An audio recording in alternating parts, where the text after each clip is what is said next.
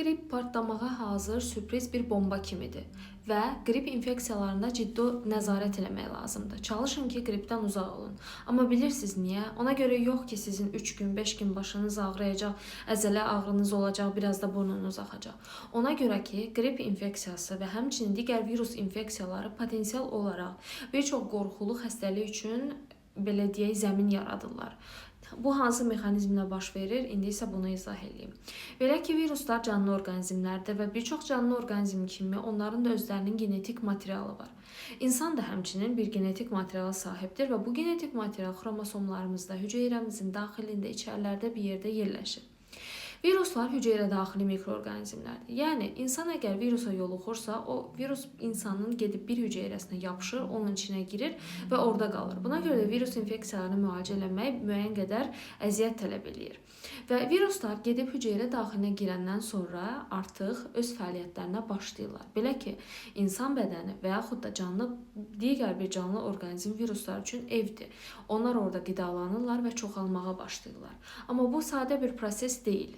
Virus öz genetik materialını insan genetik materialına birləşdirmə potensialına sahibdir. Yəni, insan bir dəfə virusa yoluxduqdan sonra artıq virus özündəki informasiyanı, özünün belə deyək, genində yazılmış informasiyanı insan geninə birləşdirir və nəticədə insan geni dəyişir, fərqli bir gen yaranır və bu gen özündə müəyyən qədər xəstəlik potensialı yaradır.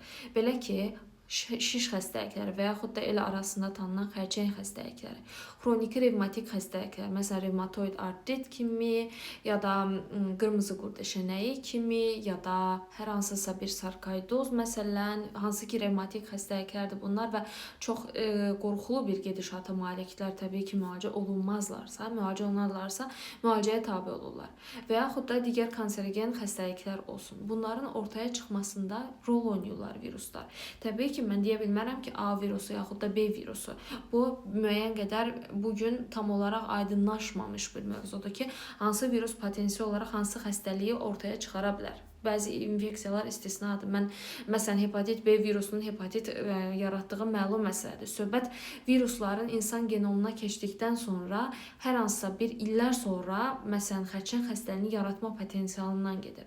Amma belə müəyyən olunub ki, ən azından belə düşünülür ki, viruslar potensial olaraq insan genomuna öz genetik materiallarını ötürdükdən sonra gələcəkdə hər hansısa bir müalicəyə çox çətin tabi olan xəstəlik yarana bilər. Ona görə də və çalışın ki, virus infeksiyaları, istər bu bağırsaq infeksiyaları olsun, istər bu qrip infeksiyaları olsun, maksimum uzaq qalın.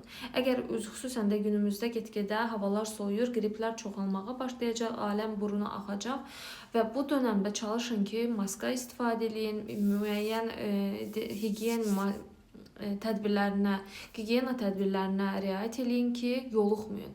Çünki hər virus infeksiyası, daha doğrusu keçirilmiş hər qrip infeksiyası potensial olaraq gələcəkdə başqa xəstəliklərə qapı aça bilər və bununla da bitmir təbii ki, qrip infeksiyaları həmçinin də göstərir ki, araşdırmalar gələcəkdə insanda Alzheimer xəstəliyi yaranma riskini də qaldırır.